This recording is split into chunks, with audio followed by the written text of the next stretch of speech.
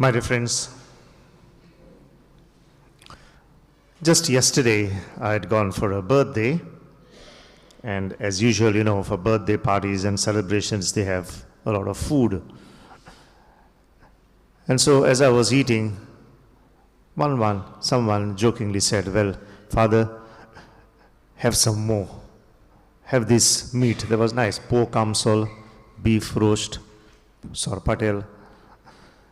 And they said, "Father, eat some more. From tomorrow we are beginning Lent. Amka magir haung tuka meojana during season of Lent. You will not get to eat meat." And then I said, "Really? You are saying to me that in the season of Lent I should not be eating meat, or I will not get to eat meat?" This is what I often hear every time. Just before the Lent season begins, many people, they will ask us, "So season of Lent is beginning, you're not going to eat meat, no?" We don't eat meat during the season of Lent. I don't know about you all.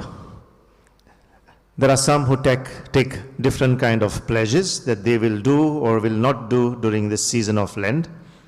I'm not going to elaborate on all of that much. But let us try to understand what is exactly the true meaning with regard to penance. We are entering Lent, days of penance, ascribed as 40 days, may not be exactly 40 days. But what exactly do these imply, the days of penance? Today, for example, we are speaking about abstinence and fasting. Both the things, abstinence and fasting. And we know that there are 2 days which these two elements, abstinence and fasting, is to be observed. Today, and the other is Good Friday. On both these days. Other days, nowhere is it said that there is abstinence. It says, yes, days of penance. And with regard to the days of penance, the church teaching tells us that each Friday of the whole year and the season of Lent, these are known as the days and times of penance. Days and times of penance. It doesn't say days and times of abstinence or days and times of fasting. Abstinence and fasting, yes, to be observed today, Ash Wednesday, Good Friday, and abstinence alone is to be observed on Fridays throughout the year, unless they are solemnities. That's why sometimes some people are very strict. No, even if it is feast today, is Moza Friday. Today is my Friday. No abstinence. So that's why the point that I'm trying to hint here is the mind, the heart that is involved in following these practices.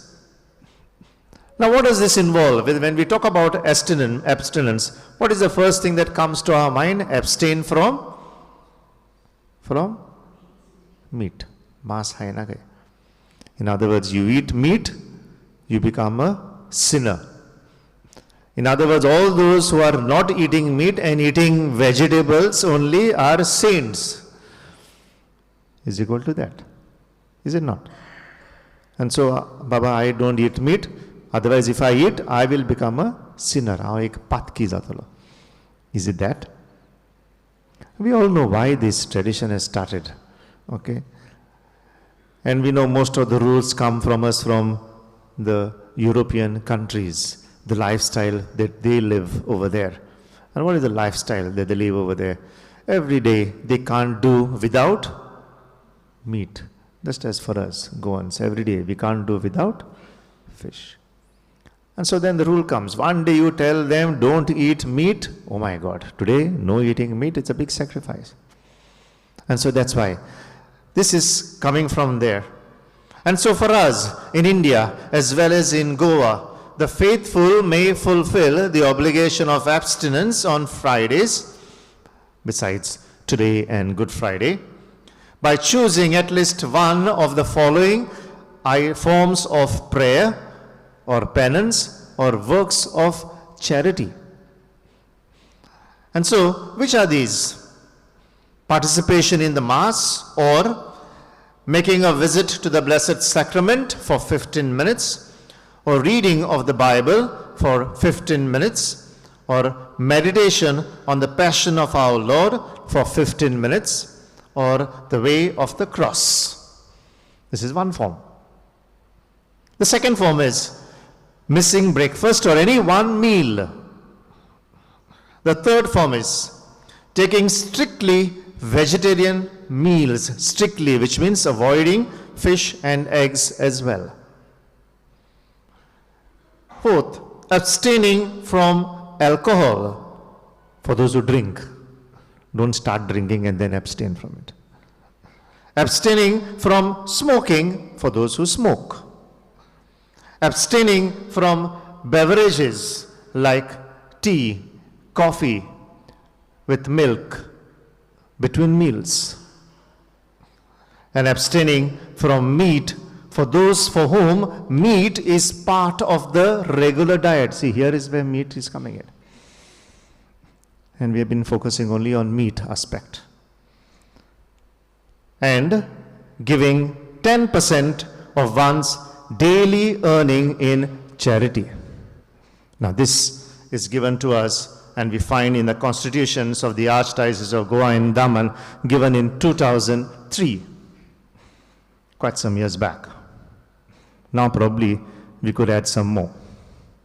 So in that we have seen now it's not just abstention from meat, but much more. And as I said, it is given in 2003. We are now in 2024. In 2003, there was no smartphones. Mobile phones were there. Smartphones were not yet come, at least in India or Goa. They were still coming slowly.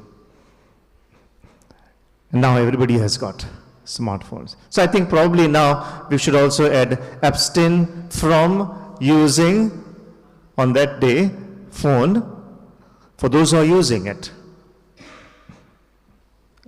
I feel that also could make sense. In other words, we could add so many things in this abstention. If at all we are used to doing certain things which we cannot do without doing them. We have to do that. We have to have that soft drink. Here it is saying about coffee. There are some who cannot do without having one soft drink or two soft drinks in a day.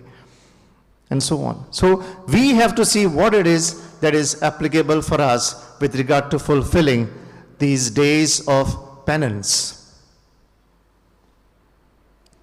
My dear friends, there is one message which is circulated in the social media, and for some reason they have ascribed it to Pope Francis. I do not know whether he has said it, but the message really makes a lot of sense. And that message says, eat whatever you want. The sacrifice is not in the stomach, but in the heart. And so sometimes some of us will refrain from eating meat. That's why I was stressing on the aspect of meat, because in Goa also, everywhere you go, everyone will tell you, no eating meat.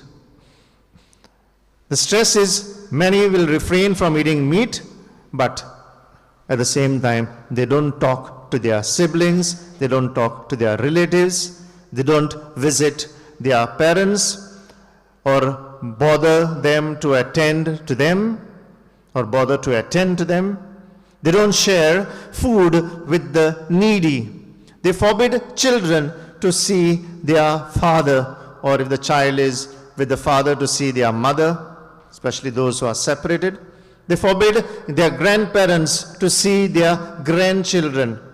They criticize other people's lives. They beat their spouses, especially the husband beating their wife, and so on, and so on. And yet, they are abstaining from meat and saying that, yes, I am a holy person. And so what is important is to seek to have a deeper relationship with God through better treatment of others. As I said, this is ascribed to Pope Francis, but the message really makes a deep sense. What is the message of Pope Francis for all of us during this Lent? We can find it on Google, we can go through it and read it. But just for us to know, or just something, especially when it is connected to so much of the synodal preparations. Lent, with regard to the church's synodal form, he says that in these years we are rediscovering and cultivating many things with regard to the synod. And so suggests that Lent is also a time of communitarian decisions, of decisions which are counter-current. In other words, not just deciding for oneself, but make decisions which are good for the entire community, which are good for others, which are good for the betterment of others. And so he says that decisions capable of altering the daily lives of individuals, of entire neighborhoods, such as the ways we acquire goods, the way we care for creation, the way we strive to include those who go unseen or are looked down upon. Let us go to search for these kind of people, especially during this season of Lent. Not just be happy by abstaining from meat or doing that which is easy for us. Pope Francis is saying now, go, reach out to these kind of a people. Decide for them which is better, which is good for the betterment of them and for the society. And so he says, I invite every Christian community to do just this. That is, to offer its members moments set aside to rethink their lifestyles, times to examine their presence in society and the contribution they make to its betterment. My dear friends, this season of Lent again is a time for us to look not just deep down into our lives and see what is it that I am going to refrain from doing, what I'm going to abstain from, how am I going to do my works of penance. And maybe every season of Lent we will be doing just that, and there is yet no change of heart. The first reading tells us, rend not your garments but your hearts, change them. And so if at all, after doing all these acts, if at all at the end of the Lent season and we enter into the great celebration of Easter and yet our hearts have not changed, we are still living that same life of ours. We go back to our same old ways. As they say in Konkani, Om Te Korshakudak. And so let us go deep down and see, whatever I do, am I going to experience a metanoia, a deepest radical change of heart, a conversion? Then yes, whatever penance I do, whatever it may be, yes, that will have meaning for me personally during this season of Lent.